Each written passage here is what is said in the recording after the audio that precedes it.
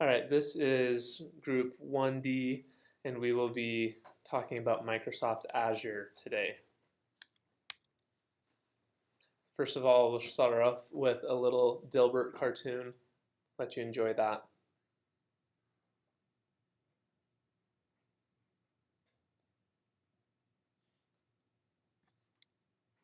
All right, that's enough.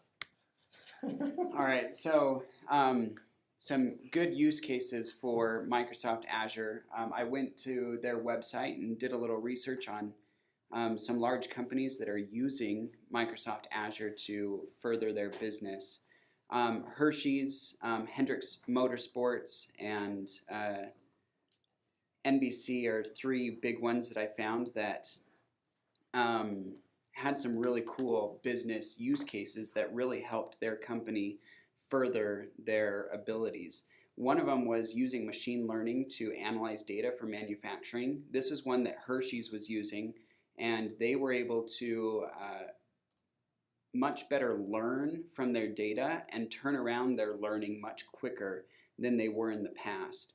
They gather tons of data through their manufacturing, and by using Microsoft Azure, they were able to turn around that learning much quicker through those services. Another one that all three of these were actually using was connecting their offices throughout the world and the country, and they would use Office 365 and a couple of their other services in order to break the boundaries of time zones and different work times as well in order to get the work done that they needed to. Collaboration and uninterrupted service with Windows Server containers was really big for NBC since they are a news media company, and so that's really important so that people can access the news. A quick overview of the technologies. This is just a view of everything that they offer. They've got their platform services, and they cover anything from cloud services and web and mobile services to help you get started on applications. Data services, databases and storage, and they also have an interface for the Internet of Things and analytics. And then also down into the infrastructure services, you've got things like virtual machines and containers. You've got large storage containers and even networking capabilities. And so their overview of technologies, it's comparable to AWS and their services as well. All right, so the reliability of Azure. So on Microsoft's website, pretty recently, just 2 months ago, they said you must plan for all services to potentially go down at different times. In this simplified example, the total number of minutes per month that the application could be down is 108 minutes. A 30-day month has a total of 43,200 minutes. 108 minutes is 0.25% of the total number of minutes in a 30-day month, 43,200 minutes. This gives you an effective availability of 99.75% for the cloud service. And so these cloud services, their goal is to have 5 nines of reliability in their uptime. And Azure is getting there, they're working towards it. But as you can see in this graphic to the right, in 2015 they were significantly different than AWS and had almost 5 times as much downtime. So they're improving though and getting better each year. And then the cost of data storage, Azure is structured very similarly to AWS in that you only pay for what you use. And for storage on the cloud, Azure is very priced almost identically to AWS. And so you can see here that for hot, warm, and cool storage, Azure and AWS are almost identical. And then stepping into the cost of app services. So their standard service plan is what is being showed here.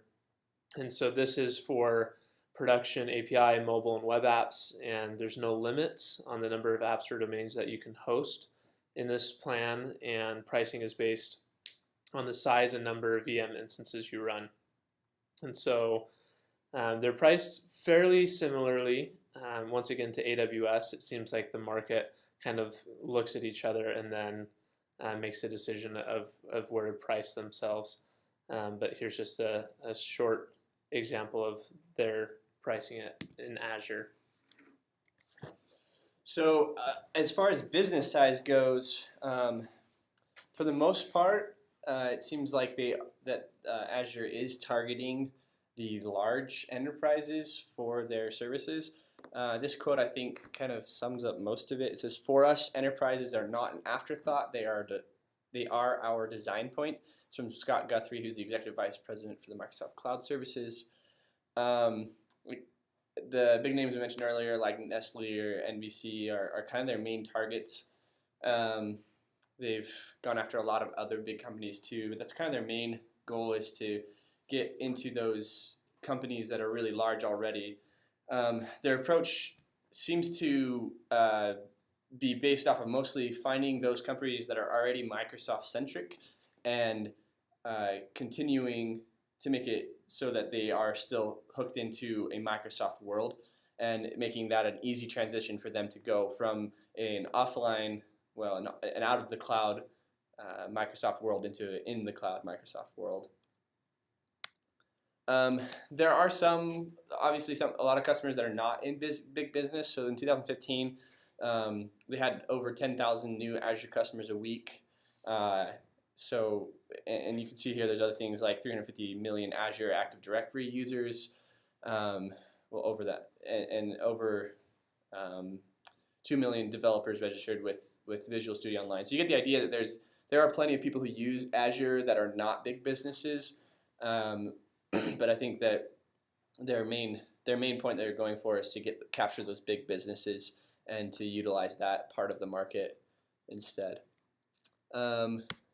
So ease of use, as far as like how quickly it is and easy to use or not use, there seems to be a pretty seamless integration with current Microsoft products. It's not always the case, but it's usually easier than a lot of other cloud services to switch over from your old Windows server into now a cloud new server. It seems to be fairly easy to do that. They even moved like the Active Directory stuff to the cloud, which is a popular option for a lot of people. It's really quick and easy to create new instances, which is kind of the whole point of any cloud service.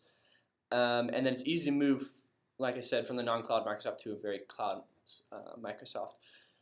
Some cons with that: there's some learning curve, especially with the pricing structure. It seems like there's a lot of complaints about how much money you actually are needing to spend on to get the same services that you may be able to get with just buying your own server. And so there's been some complaints about that, and they've changed their pricing structure here and there, so that's also been a little confusing for a lot of users. You still have to have a good IT administrator, especially for working out your Active Directory stuff. But it's a lot easier for those IT administrators once they get going, but it doesn't eliminate that cost, which I feel like a lot of people think is the case. And yeah, so on from there. So,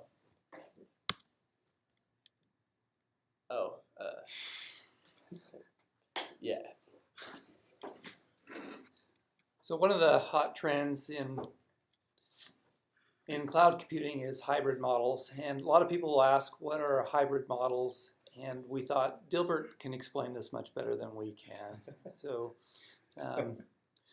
if you scan just over and see the empty cloud, then you've got the concept. Azure in action. We thought we would look at what are the strengths of Azure and where are they being used. And obviously when you look at Microsoft, you're going to recognize their long-standing strength and market share that have existed in corporate networks and corporate services.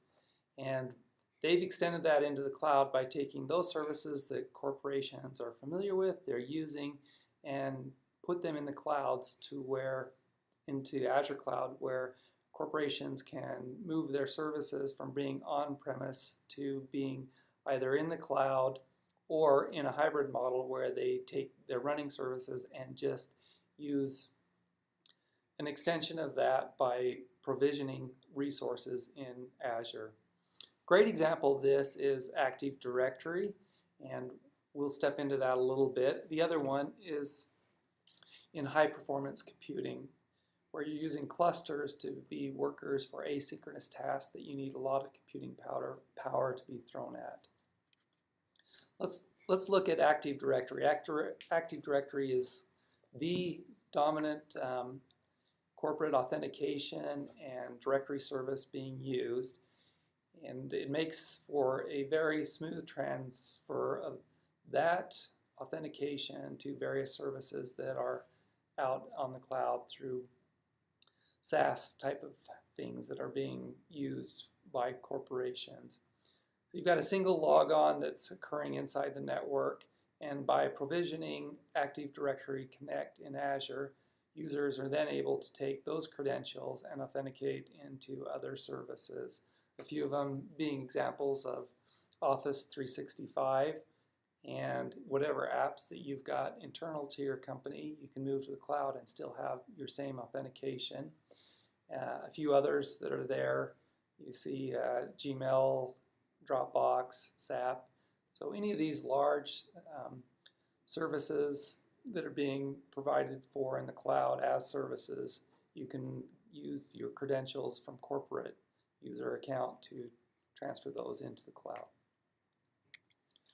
The other use case that's wonderful to be able to extend is this high performance computing. So a lot of companies have compute needs that they're either doing research with or doing worker tasks that are asynchronous, where they need to be able to send that off and have a lot of compute power to run on it. And obviously, when you're doing that, you have variations of what your needs are.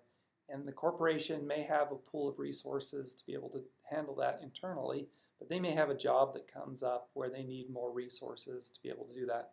HPC is a framework that Microsoft's put together. You can have your head node inside your corporation and your compute nodes inside the corporation, but you can also extend that by having compute nodes that dynamically are allocated into Azure, and as you need more resources, you can just bring them online and pay for them as you need them, and then shut them down when you're done. Once again, this is Group 1D. Remember to follow us on Facebook, Instagram, Twitter, and YouTube. Thanks for listening.